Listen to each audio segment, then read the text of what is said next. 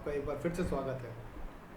आज हम बात करने वाले हैं एक बड़े अद्भुत विषय पर, और उस विषय का नाम है भगवान। हम सभी भगवान की पूजा करते हैं, हम सभी भगवान की आराधना करते हैं, लेकिन कभी हमने सोचा है कि भगवान एक्चुअली है क्या? भगवान को अंग्रेज़ी में या अंग्रेज़ लोग गॉड बोलते हैं। क्या हमने सोचा कभी कि गॉड क्या है?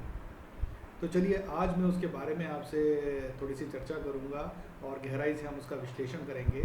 पर उन जानकारियों को शेयर करने से पहले मैं थोड़ा सा आभार व्यक्त करना चाहता हूं अपने परम मित्र और गुरु का, जिनके द्वारा मुझे ये जानकारी प्राप्त हुई है। तो धन्यवाद। चलिए अब शुरू करते हैं भगवान की व्याख्या। तो जैसा कि हम सभी जानते हैं, जैसा मैंने अपने पिछले वीडियो में भी शेयर किया था कि भगवान या ओम या किसी भी तरीके से हम जो शिवा की बात करते हैं या तीनों त्रिदेव की बात करते हैं, वो हमारे शरीर में वास करते हैं, मतलब हम भगवान में समाहित हैं। अब हम बात करते हैं भगवान की।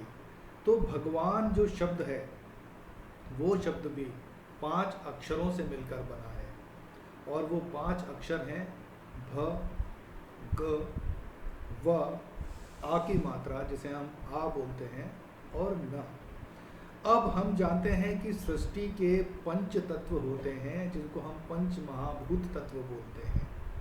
वो पंच महाभूत तत्व होते हैं पृथ्वी, अग्नि, जल, आकाश और वायु। ये पांचों तत्व ही भगवान हैं। सो भगवान में भ का मतलब भूमि है, ग का मतलब गगन है जिसको हम आकाश भी बोलते हैं, व का मतलब वायु है, और उसमें जो आ की मात्रा है जिसे हम आ बोलते हैं वो अग्नि है, और जो आखिरी में ना है वो नीर है जिसका मतलब जल होता है। तो हम ये कह सकते हैं कि भगवान मतलब पंचभूत महातत्व जो कि हमारे शरीर में वास करते हैं। हम पंचभूत महातत्व से मिलकर बने हैं। ये शरीर भगवान का है, भगवान की देन है, और भगवान हमारे शरीर में बसते हैं। तो ये तो बात हुई भगवान की। अब हम बात करते हैं अंग्रेजी के भगवान की, या हम बात करते हैं कि अंग्रेजी में भगवान को बोलते हैं गॉड। तो गॉड एक्चुअली क्या है? चलिए इसकी और थोड़ी सी व्याख्या करते हैं। गॉड में भी 3 अक्षर होते हैं, G-O-D। इनका भी मतलब बड़ा आसान है।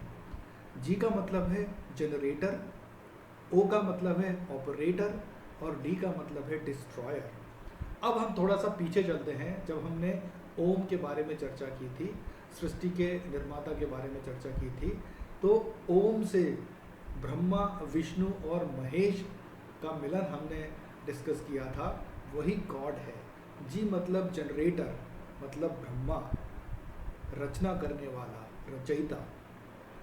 ओ मतलब ऑपरेटर, भगवान विष्णु, मतलब चलाने वाले, पालन करने वाले, सृष्टि के दूसरे अवयव पालन करने वाले स्वयं विष्णु भगवान।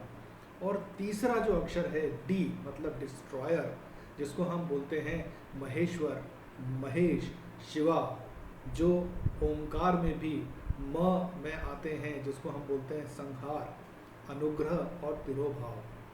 तो गॉड में भी त्रिदेव हैं, भगवान में भी त्रिदेव हैं, ओम में भी त्रिदेव हैं। अब हम बात करते हैं भगवान, ओम और गॉड हमारे शरीर में कैसे हैं। तो अपने शरीर के बारे में आप थोड़ा सा आंख बंद करके विचार करें। आपका जो पेट वाला एरिया होता है, जिसको हम चक्रों की भाषा में अगर बोले हैं, जैसे हमारे शरीर में 7 चक्र होते हैं, तो जो मणिपुर चक्र होता है, जिसको हम सोलर प्लेक्सिस बोलते हैं, नाभि और पेट के आसपास का एरिया होता है, यह एरिया होता है भगवान ब्रह्मा का, क्योंकि ये जनरेट करने का स्थान है। शरीर में जनरेशन यहीं से होता है, गर्भाधान यहीं से होता है, मतलब मनुष्य की जो सृष्टि निर्माण है, मनुष्य का जो रचना है वो पेट से होती है। तो ब्रह्मा का स्थान पेट पर है। अब हम थोड़ा सा ऊपर उठते हैं, हृदय चक्र पर आते हैं। छाती के आसपास का एरिया जो विष्णु जी का एरिया कहलाता है, भगवान विष्णु का कहलाता है, ऑपरेटर का कहलाता है, पालन का कहलाता है। तो जो हमारा हृदय होता है, हार्ट होता है या दिल होता है, इससे ही पूरा शरीर चलता है। इसका मतलब ऑपरेटर जो है या ऑपरेशन का जो काम है वो हमारे हृदय के पास है, तो यहाँ पर विष्णु जी का वास होता है।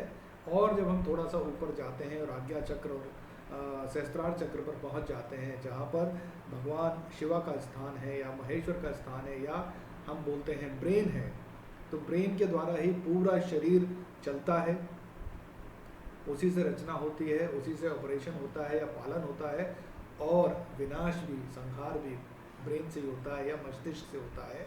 तो मस्तिष्क का जो एरिया है, ब्रेन का जो एरिया है, वो स्वयं भगवान महेश का या शिवा का एरिया है या स्थान है। तो हम बोल सकते हैं कि अगर हम शरीर की भाषा में बात करें तो ब्रह्मा, विष्णु, महेश।